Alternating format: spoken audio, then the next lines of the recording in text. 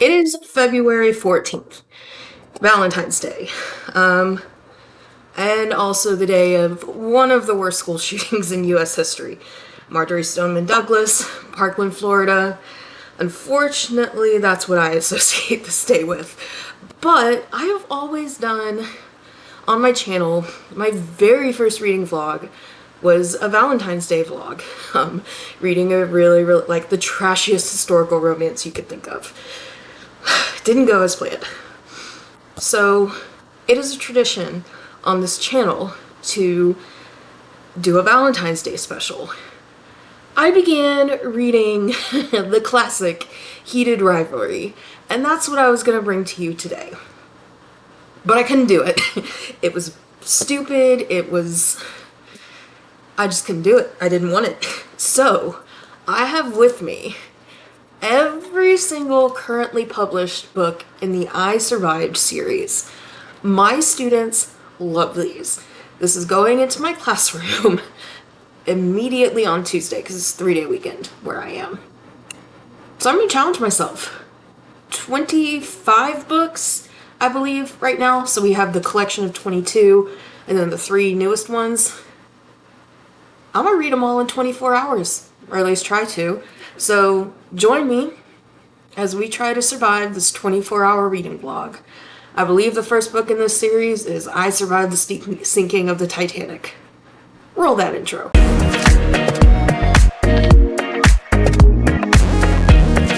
This one is the Titanic. I actually heard my students listening to this during free read time. I've never really been like a Titanic enthusiast. I like the movie well enough. I was following the whole Ocean Gate thing, but we'll see what this has to say. Well, this took about 30 minutes, and I gotta say, 25 of these is gonna be rough. There's some really cool illustrations. Take a look at that. And then in the back, we've got some facts about the Titanic. So this book is about George, who's 10 years old. He's a troublemaker, of course. He doesn't do well in school. He's very protective of his little sister.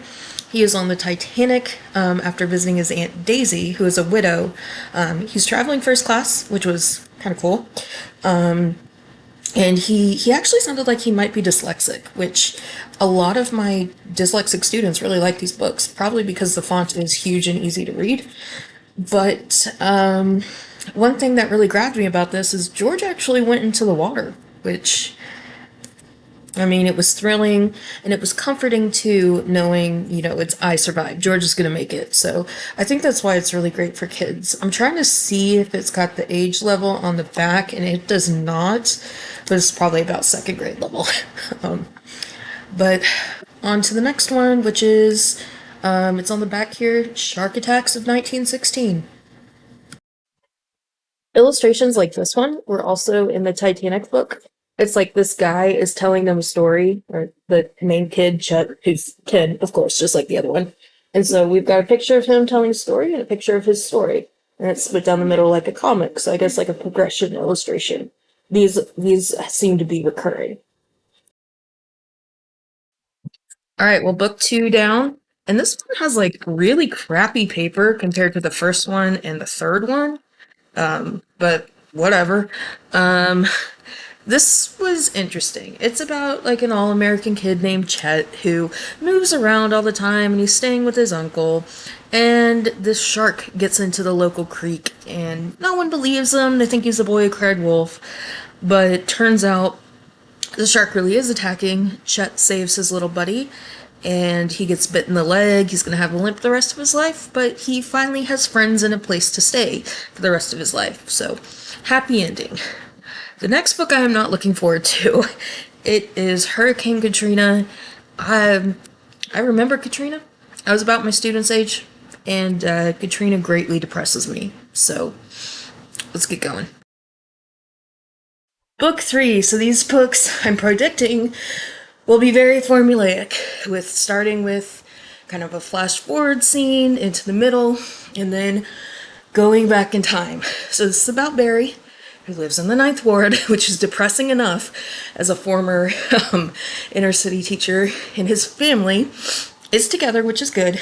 His dad is a jazz musician, and Everyone loves them, and they are actually going to try to get out.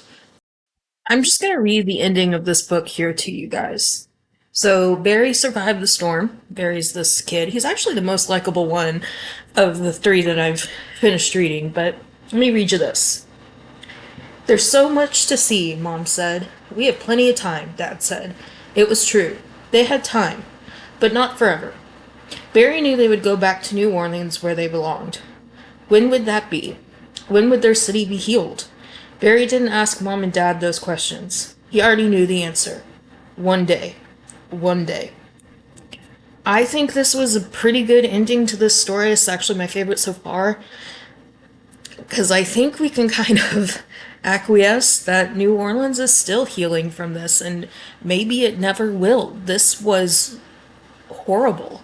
I remember it. I live in Dallas, and we were giving up our beds to people in New Orleans who had nothing. And you don't just recover from something like this in 20 years. This changes things forever. So I think it's a good, ambiguous little ending for 10-year-old kids. And I think, let's look at the next one. I survived the bombing of Hiroshima. Yikes. Alright, so I guess I couldn't see this very good. This isn't Hiroshima, it's Pearl Harbor. Yeah. Pearl Harbor down. This one was great. I hope they continue to get better. Better and better as they go. This is about an 11-year-old kid named Danny. Some of my students are 11, so I like that. And he has a single mom. His father left him. He was involved in gangs in New York City, so Mom moved them to be safer. Mom's a nurse. She becomes a nurse at the hospital in Hawaii. He makes himself a little friend, Aki, who's Japanese, and then the bombs start falling. So, New Orleans was my favorite one. Now this is my favorite one. And so we will move on to book number 5, which is the San Francisco earthquake. And one of my favorite books, The Nature of Fragile Things, is actually about this earthquake. So it'll be cool to see a children's version. 5 books in, and we are sticking to our flash forward formula here.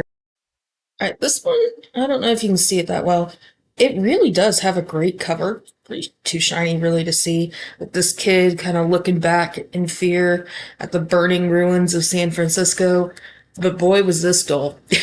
The earthquake and the resulting fires were really in the back burner of everything. It was more about this little street urchin, Leo, who had a golden nugget that his grandfather had given him, I guess. His grandfather had given his dad, who then he inherited it from Grandpa. And it gets stolen by some thugs. All the kids in here are street urchins. And the earthquake happens as he's trying to get back his nugget. And the story really revolves around him fighting the thugs and getting his prized possession back while the earthquake happens in the background. So I am not a fan of this one. Next one is 9/11. Before I start reading this, I had mentioned I remembered Katrina. I don't remember 9/11 as well as I remember Katrina. I remember being very confused about why people were crying, because, like, here I am in Dallas, this was all the way in New York, what does this have to do with us, type thing. But I knew it was similar to Pearl Harbor. I knew it was an extremist Islamic attack, and before before 9/11, I didn't even know what a Muslim was. Now I do, but I'm going to read this one, and then I'll probably hit the hay for the night. I did not have a very good night last night. My back was really bothering me.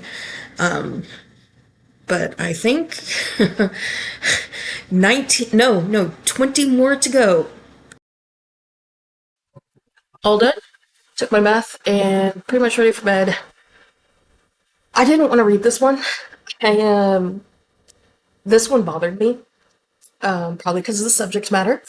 We're seeing a rise in Christian nationalism, which I worry will escalate. I don't know if it will ever get to the level of Al Qaeda, but we need to do what we can to stop it. And we've seen a rise in Islamic terrorism. And we just have. On, in New Orleans in 2025, October 7th, and just denial from a lot of people, especially liberals, of how horrific and common this really is. It's scary. But I did some thinking, and I feel like maybe the way a lot of Americans felt after 9/11 was probably pretty similar to how I felt after Uvalde.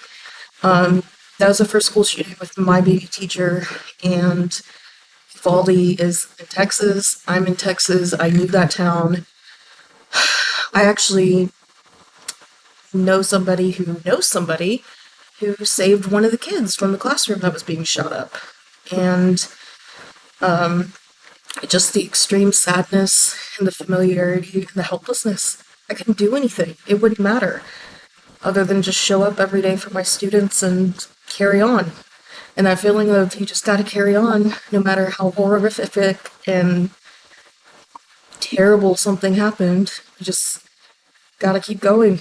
And 9/11 changed a lot of people, and Uvalde really changed me as an educator and as a person.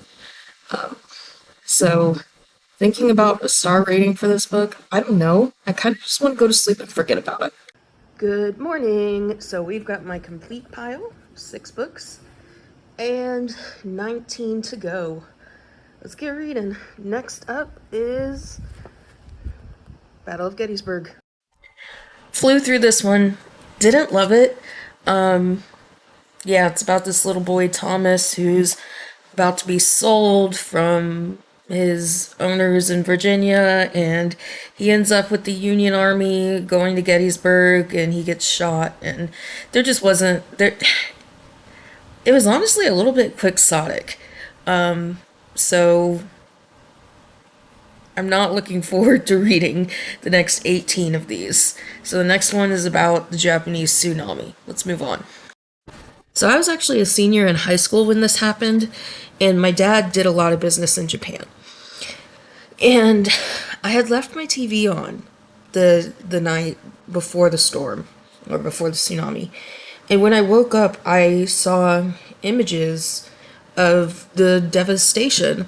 And when I got home, my dad starts talking to me about it, and I was like, yeah, I knew about that this morning, I just didn't mention it. And so something about the fact that I knew about it before he did really affected me. And when I got to college, there was actually a boy from Japan who was there during the earthquake, but not the tsunami. Let's see what this has to say. We've established that I love the illustrations in these books, but what's really cool about this one right here is it looks just like an image I saw on the news during March of 2011. Wow. Is about Ben, who's visiting his uncle in Japan with his mom after his dad sadly passed away. And he's with his little brother, and earthquake has just hit. So I will I will read this to you. But above all the other sounds was a thundering roar, like the earth itself was screaming with fury. The sound hammered into Ben's ears and pounded his brain. "Make it stop!" screamed Harry, that's his brother. But there was no stopping it. Ben didn't know that earthquakes could last so long. The ground in California shook all the time, but never for more than a few seconds, and never like this. Ben suddenly remembered that more earthquakes happen in Japan than practically anywhere else on Earth, even California. I have never experienced an earthquake. I have been in a million tornadoes, and I think I actually have a few books until I get to the tornado book. But I really like the description of the earthquake because I don't know. I don't know what an earthquake's like, but this is helping out. All done. And what's kind of interesting is this book was published in 2013. So by the time she being the author, was able to write her little author's note, not really much had recovered after the tsunami and earthquake and the nuclear disaster that I remember. It's 15 years later now. It is February 15th, and this occurred on March 11th. So this is the 15-year anniversary, which means it's been 15 years since I graduated from high school. But I liked this one. It was very similar to the Katrina one about swimming through poisonous water, getting out. He even had a little animal companion. So we are moving on to the Nazi invasion. And looking at the cover, look what we see here. Gold star.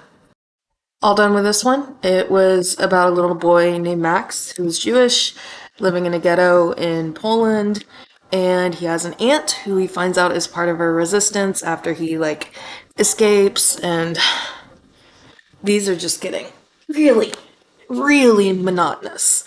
But the next one, hopefully, is going to be different. It's about Pompeii.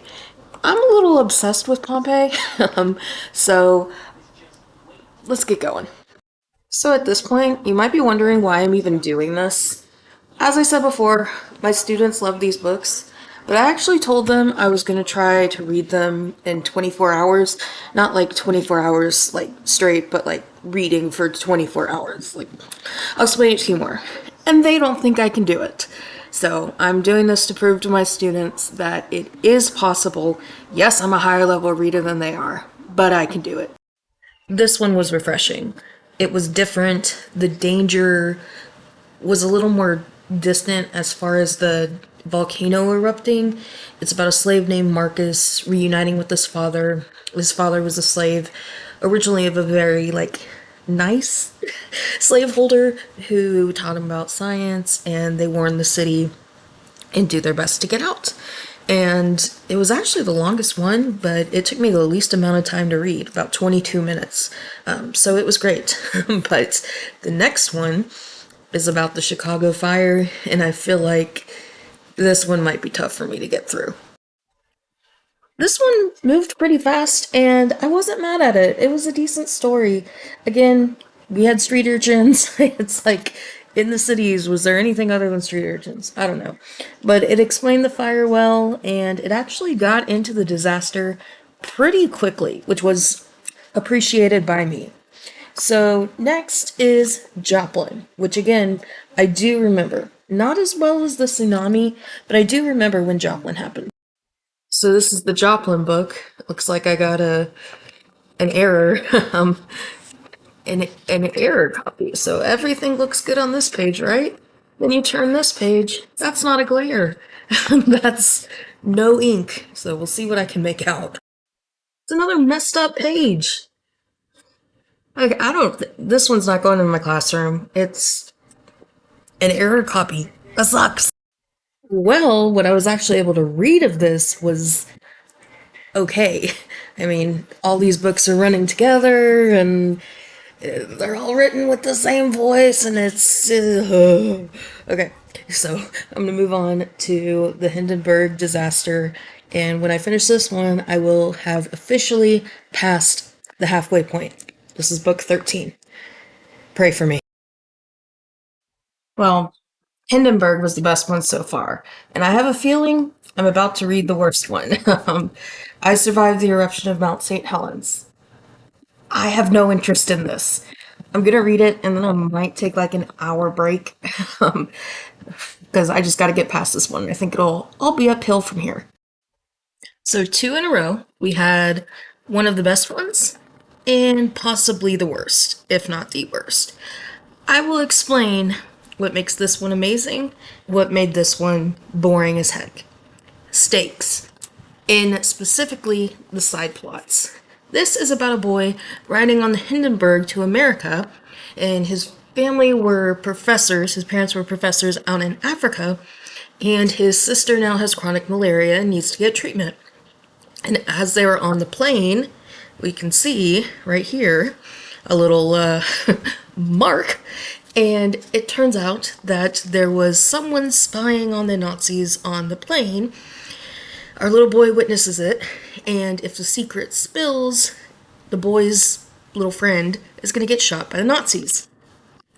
And this one, turn it over, it was actually the first one with a girl protagonist, but in this one, She loses her dead dad's camera, and that's why she's on Mount St. Helens when it erupts. So, life and death versus being sad over a camera. You know what to do. Hurry so I can turn the flash off. I'm taking over Iceland. So after a good, like, 3-hour break, I finished this one. I Survived the American Revolution, or the Revolutionary War. Really, it was about a kid who ran away from his evil uncle, found himself in the middle of the Battle of Brooklyn, and survives. So after this, I have 10 left, which is very doable. I read 15. I read, I think 11. Wait, no, hold on. 1, 2, 3, 4, 5, 6, 7, 8, 9, 10. So yeah, so I read 9 today, which doesn't seem right. It seems like I read more than that, but whatever. I'm going to start the Children's Blizzard, and if I fall asleep while reading it, I'll finish it tomorrow. Just got out of the bath. I'm starting to think this might have been a bad idea. Morning has come. Halfway through the blizzard. That's what I've done. That's what I have left. I think I'm gonna do it. Morning here, but all done with the Children's Blizzard. And I was actually looking forward to this one because I read a book in 2021 right before that catastrophic cold snap called The Children's Blizzard, which was the first I had ever heard about this frozen hurricane in the Dakotas that killed hundreds of school children. So this one's about John. He had just moved from Chicago to Dakota. They were living in their crappy sod house, and they had a winter, and then it milds up, and halfway through the day, it was like 40 something degrees. They didn't need hats or mittens or anything. And then halfway through the day, this massive frozen hurricane hits and kills a lot of people, but obviously John survives. So next, look at that cover. How can we not? Well, I have finished The Revenant here, and it had a really great message, which was basically, don't litter. Throw your darn trash in the trash can. Don't leave it outside for grizzly bears to eat, and don't leave it on the floor of my classroom, kids. Now we are moving on to D-Day. For some reason, this is called the Battle of D-Day, even though D-Day wasn't a battle, it was the first day of the Battle of Normandy. But this is written on 4th grade level, so we gotta keep it cool. Reading through all these books has been pretty rough, but I find once I get to page like 45-ish, it starts going a little faster. They're rough to start out, but this one, fairly typical. Let's keep reading. All right, D-Day down. Normandy has, like I was gonna say fallen, but Normandy didn't fall. So yeah, this one was pretty good. Top of the pack, I would say, but definitely not the best. And as I was reading, I was kind of thinking these books would make like a really good anthology kind of max series. But we're getting ahead of ourselves because now we're gonna read probably the most bizarre one, The Great Molasses Flood. Let's see what this is all about. Lunchtime. Yes. What are you having for lunch? The whole world wants to see, right? Since it's a 3-day weekend, now I don't have to be at school. I'm watching my bro. Taking the stack with me everywhere to remind me. And gonna keep reading as Chris watches hockey. All right, ignore the TV in the background. I kind of had to when I read. This one was okay. It had some depth, like the kid on the left. I guess it's the left, I don't know. I don't know how it's gonna appear on screen. Josh, his dad had committed a crime and he's going to jail. So he goes to California for a vacation, and that's when the fire breaks out. So it's a little interesting to have that kind of different backstory. But now it's time for Galveston, and I know a lot about this hurricane, so let's see what an outsider says about it. Guinea pigs, piggies, piggies. Hi there, Wiley. Felix, Felix. Chris got Chris clean in the cage. I'm reading about Galveston. Another day in paradise. Wiley has found my weighted blanket and decided to take a nap. And Felix doesn't know what he's doing. And look at the difference between the two stacks. I have 4 left. It's so hard to believe that in less than 3 days I've read all this. All right, another book down. And at this point, like intellectually, I only have 3 left. I know I'm going to finish, but it's a serious mental battle. This book mentions a little engine that could, because they're on a train ride. It's about a little jewel thief named Janie who's set up by older people. She gets caught in the avalanche and everything winds up happily ever after, of course. But I kind of feel like that little engine right now. I gotta tell myself, I can do this, I can do this, I can do this. Because it's late in the afternoon. I'm really, really just kind of sick of reading, but I'm gonna get done. All right, ooh, lost the book, let's get it. Okay, so I finished it. And this one I think had the best message. It's about this tough guy from the Alaskan bush who'd been homeschooled his whole life, even though it was like 1964. I don't really know if homeschool was totally a thing back then, but whatever. And his house burns down, which is horrific, but that's not the most horrific thing that happens in this book. He goes to a city, deals with the greatest earthquake to hit the United States up to that point, and learns that being tough isn't being grumpy and just, you know, that guy who walks around all the time looking like he's chewing on a wasp. He needs other people, he needs friends, and he can soften up and still be a tough guy. So I liked this one a lot. The next one I'm doing, the second to last one, I think is either going to be the toughest one, meaning it's going to be hard to get through, or it's going to be super refreshing. It's The Black Death. This is my favorite one so far. It's a small village in England. It takes place in 1348, and it's I Survived the Black Death, even though the Black Death came back many, many times, but not just in 1348.